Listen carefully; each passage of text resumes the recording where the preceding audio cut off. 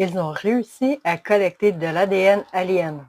Quand c'est devenu possible, la CIA a fait séquencer cet ADN et ils ont découvert qu'ils ont des marqueurs très humains. C'est des humanoïdes, des hybrides. Il y avait des aéronefs qui pouvaient passer pour des ovnis. Et c'est comme ça qu'est née la légende des hommes en noir, des Men in Black. Bienvenue dans la troisième partie de mon résumé du podcast Area 51 avec Chris Ramsey et John Ramirez.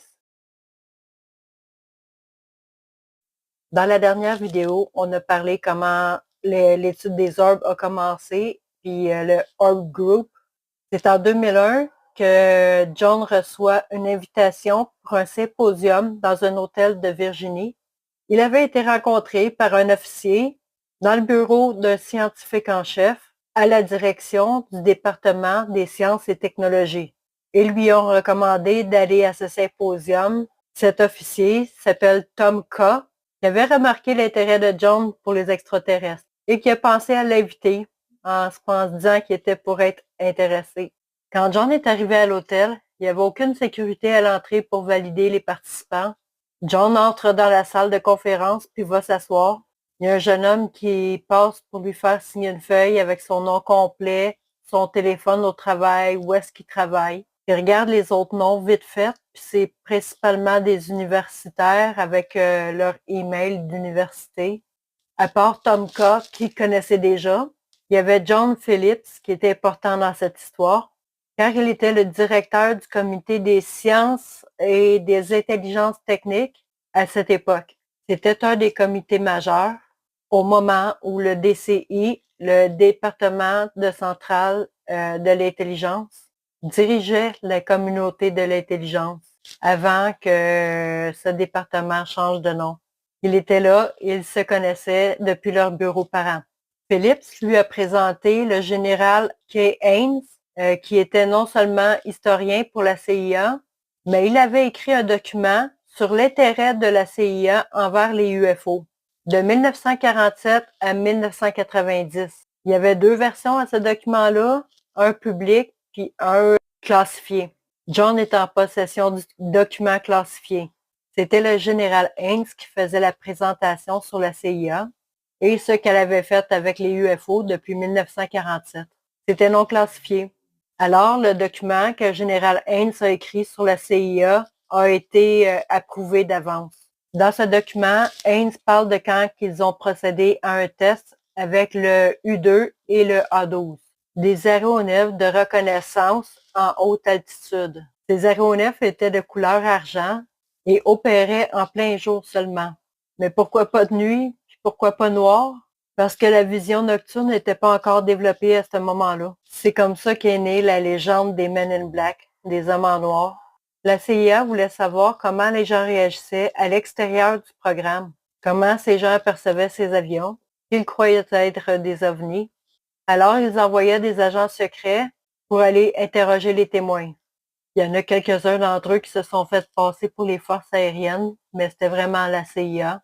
Tout ça s'est passé dès la fin des années 50 avec le U-2 jusqu'à vers les années 1964 avec le déploiement du A-12. John explique aussi que la CIA n'a pas participé à manipuler l'opinion du témoin. Il voulait juste avoir l'information sans manipulation, un genre d'enquête que Moufon ferait. Général Haynes a déclaré que 1 sur 10 des témoignages étaient des vrais UFO à cette époque. Alors, la première partie expliquait que la CIA était au courant à propos des ovnis puis qu'il y avait quelque chose dans le ciel d'anormal. Mais ça, c'était le côté public, puis c'était pas le programme. Il allait pas aussi loin. C'était de l'information intéressante, mais sans plus. La deuxième partie de la discussion était sur les aliens. Ils ont été capables de collecter de l'ADN alien, probablement d'un crash comme Roswell ou Magenta en Italie. Ils ont probablement conservé des spécimens de peau ou de sang. Quand ils ont découvert comment séquencer l'ADN des humains, les génomes, la CIA a demandé à faire séquencer l'ADN des aliens. Ils ont découvert que l'ADN des aliens avait des marqueurs très humains, des humains hybrides. Ces aliens ont des génomes humains, ça commençait à sentir très classifié. Puis tout ça venait d'un historien de la CIA avec son expérience et sa crédibilité qui déclarait ça dans une conférence non classifiée. Il y avait seulement quelques officiers de la CIA puis des universitaires qui étaient là. À cette époque-là, John n'avait même pas connaissance du crash de Magenta. Si vous ne savez pas non plus à propos de ce crash, allez voir sur YouTube, tapez Crash Magenta 1933, Italie. Vous allez avoir l'information. Ce serait le premier ovni à avoir officiellement été récupéré de notre époque. Dr. Greer dit que c'est en 44-45, après la guerre, que cet ovni-là a été récupéré de l'Italie puis a été transporté aux États-Unis. Alors John savait encore moins que les Américains avaient cet appareil en leur possession. Et comme David Grush l'a mentionné, des aides biologiques qui les accompagnaient. Ça ferait du sens qu'il y aurait eu des aides biologiques à bord de l'appareil. Il y a des spéculations qui existent à propos des êtres qui étaient à bord de ces appareils-là. Ils seraient de type humanoïde, peut-être des nordiques, des grands blonds nordiques. Le type d'alien n'a pas été spécifié dans le symposium, mais John lui pensait que c'était des gris qu'il parlait. C'est ça qu'il y avait dans l'idée. Mais après qu'il ait écouté la partie de l'intérêt de la CIA pour les marqueurs humains dans les génomes aliens, c'est là qu'il s'est rendu compte que c'était une conversation qu'il croyait très classifiée. La CIA avait un programme pour retracer cet ADN alien dans certaines familles aux États-Unis, plus particulièrement leurs enfants, dans la région du nord-est des États-Unis. C'est des familles de très grand intérêt pour la CIA. À cette époque, John ne savait même pas quoi faire avec ça. Mais quand on commence à penser puis à parler du programme Gates, un programme d'hypnose facilitant les voyages astraux, des études subséquentes sur les enfants, sur leurs capacités et leurs possibles habiletés de médiumnité, qu'eux appellent psioniques, et certaines choses auxquelles John pense depuis qu'il sait la vérité à propos de tout ça. Alors la CIA était littéralement en train de suivre les activités de familles hybrides humaines aux États-Unis et suivre leur hérédité familiale ancestrale. Aujourd'hui, il y a une surveillance accrue sur le sujet, fait que ces suivis-là, ils ont dû se produire avant les années 70, avant le Congrès, parce que ça aurait vraiment été illégal. Mais qui sait s'ils font pas ça au travers du programme. Dans les années 90, quand ils ont vraiment bien réussi à séquencer le génome humain, ça a dû les aider dans leur investigation sur le sujet alien. John peut confirmer qu'il a été mis dans une situation où ce qu'il sait pertinemment que le gouvernement est impliqué dans un programme des humains hybrides aliens.